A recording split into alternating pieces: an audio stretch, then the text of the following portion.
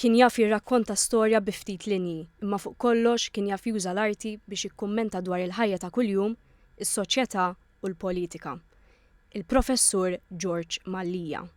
Akkademiku, awtur u karikaturist ħalla din id-dinja fl-età ta' 68 sena.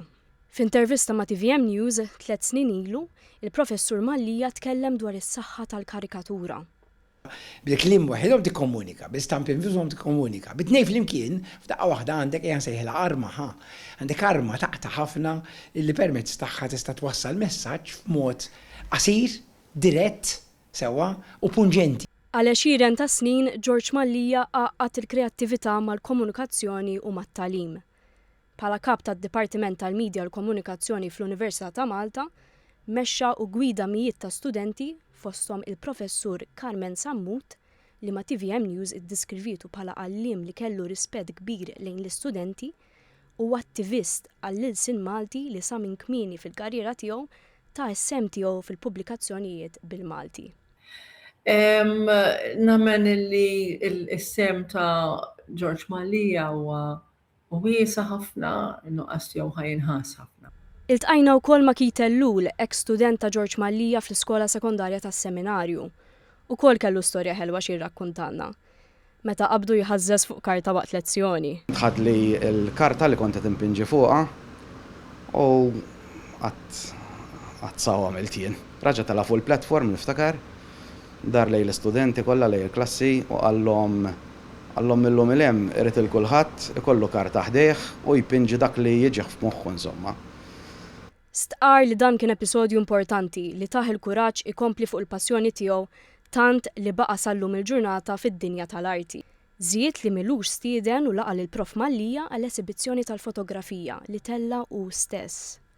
Jiena lejja Prof Mallija kien għamel differenza kbira f'ħajti u tani anke boost ukoll fejn tidħol il-kreattività tiegħi u l-arti u komplejt għaddej sallum il-ġurnata ġifieri fid-dinja tal-arti.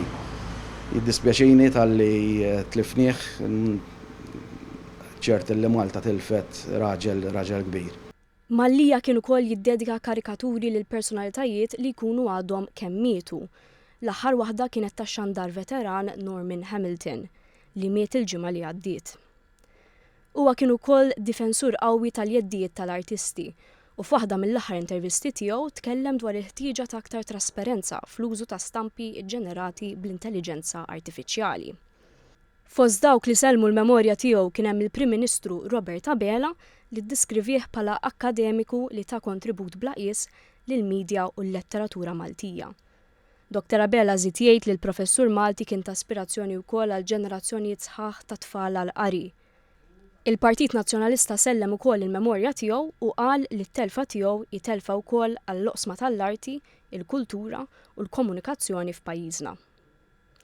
L-Università ta' Malta qalet li se tibqa' tiftakar il-kontribut tiegħu b'rispett u boża. Il-Malta Community of Illustrators iddiskrivietu bħala persuna twajba, kreattiva, intelligenti li dejjem kienet lesta tgħin.